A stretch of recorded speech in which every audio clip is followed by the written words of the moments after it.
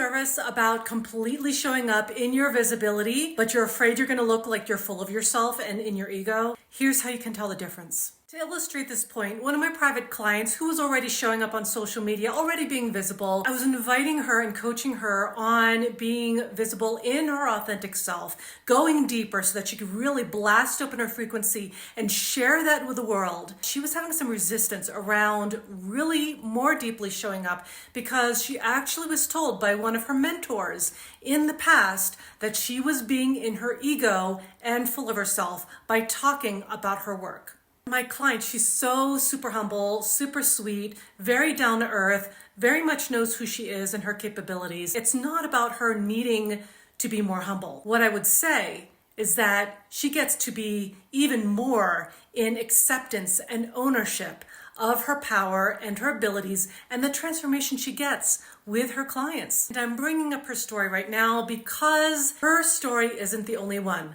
I actually heard this too many years ago from one of my old mentors. And I've actually heard this from colleagues of mine who are super powerful, who on their powerful journey of accepting themselves and taking ownership of themselves, that they actually heard this feedback from other people. Here is what I have to say about those who tell you that you're in your ego by talking about your work, about how you help people, and how good you are with your work. When people are telling you that you're in your ego because you're talking about your gifts and you're taking ownership of who you are, that's a them problem, not a you problem. And the way you can tell if you are in your ego versus taking ownership of who you are is that those who are in ego don't actually wonder, I wonder if I'm an ego. They never think that because they're already in their ego.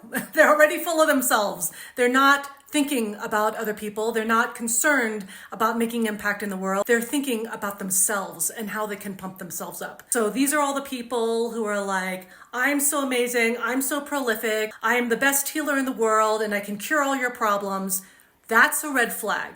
That is ego. In contrast, if you are simply taking ownership of who you are, it's very matter of fact. You're not needing to pump yourself up for anything because you just simply are. You are just literally sharing who you are, the work that you do, the impact you make, the services you provide.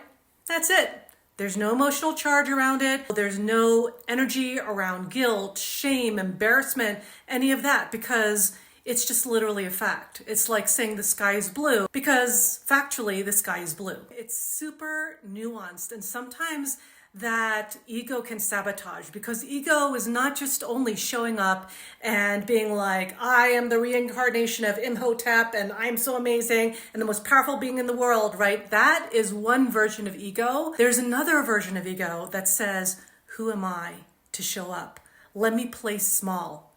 Let me not show up because I don't want other people to feel threatened. That is ego as well. Too long didn't read version. Being in your ego is being about yourself, being selfish because you're thinking about your feelings, you're thinking about yourself first, you're not thinking about service. When you're showing up as someone who's taken ownership of your gifts and your power and abilities and your services and your transformation, that is the energy of service. That is, let me get out of my own way. Let me show up even if I'm scared so that I may serve, so that I may help one person on the other end of this post or this video. That is the difference. It's the energy of service.